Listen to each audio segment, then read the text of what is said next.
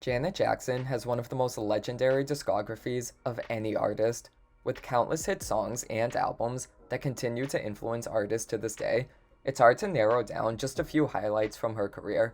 While fans and critics mostly discuss her run of albums from Control to All For You, there's way more to Miss Jackson's catalog, including my personal favorite album of hers, Discipline. Released in 2008, Discipline is a straight up electronic club record made to get you up and dancing.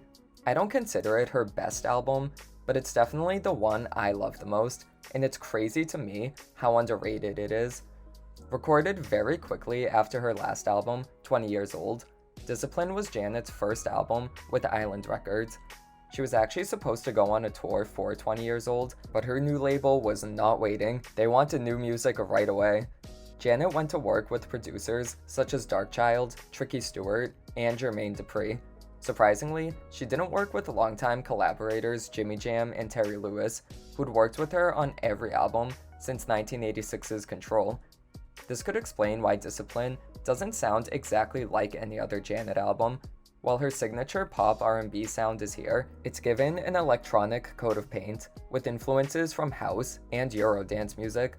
She obviously has always made dance music, but Discipline is the most explicitly club-ready album in her discography. And when I say explicitly for clubs, I mean it. The first track is literally called ID. No one over 21 is allowed to listen to this one. There's even several interludes throughout the album that involve Janet talking with her friends, meant to evoke the little conversations you have during a night out between all the partying. There's also a robotic DJ she talks to in some of these interludes called Kyoko, who's a queen of pop in her own right, despite only talking for less than 5 minutes, an icon nonetheless. These little interludes add so much charm to the album and serve as nice breathers between the absolutely stacked track list. And let me just say, Ms. Jackson came out swinging as soon as track 2 with the incredible Feedback. This was the lead single, and what a perfect lead single it was, as it encapsulates everything this era was about. The song is a stomping electropop banger with seductive lyrics delivered through robotic vocals. It's a prime example of how Janet was able to update her sounds to the modern music scene. The video was awesome too, serving Mario Galaxy realness, jumping from planet to planet, and the dancing at the end, classic. The song notably has one of her strangest lines in it though. "My swag is serious, something heavy like a first day period." You're nasty for that one, Miss Jackson. Feedback is one of my favorite Janet songs, but it's actually not my favorite single from this album. That title belongs to the follow-up single, Rock With You, a Eurodance disco track filled with robotic sounds and sexy whispered vocals. This is another one of my favorite Janet songs. It sounds like that point in the night when the drinks start hitting, and you don't really know where your friends went, but you're just looking up at the strobe lights and living your best life anyways. The song was made for the gays. I mean, it literally was. She confirmed it in an interview, and it remains one of her most underrated singles. The other two singles, Love and Can't Be Good, were less dance-oriented, but still great in their own right, and were good for showing off the softer, more intimate side of Discipline. Like her other albums, Discipline incorporates some tender love songs to slow things down a bit, including Never Let You Go and Greatest X. While they do feel a little out of place here, they do work well as breather songs between the heavier dance tracks. Speaking of dance tracks, this is where Discipline really shines. From the stupidly fun So Much Betta, the pulsating beat of Tonight, and the horny bop The One with Missy Elliott, Janet is the life of the party on this record, and her fun-loving personality really comes through, even when her vocals are heavily digitized. There's so many memorable moments on this album that keep it consistently interesting to listen to throughout.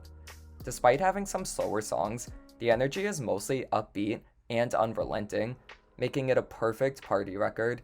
Unfortunately, I guess not a lot of people saw this at the time, as the album didn't do as well as it deserved commercially. While Feedback was a moderate hit, peaking at number 19 on the Hot 100, the rest of the singles didn't reach the same success. This isn't even a case of the wrong singles being chosen either, as it was Island Records that really fumbled this one. According to Janet and Darkchild, the album simply wasn't promoted enough, leading to disappointing sales.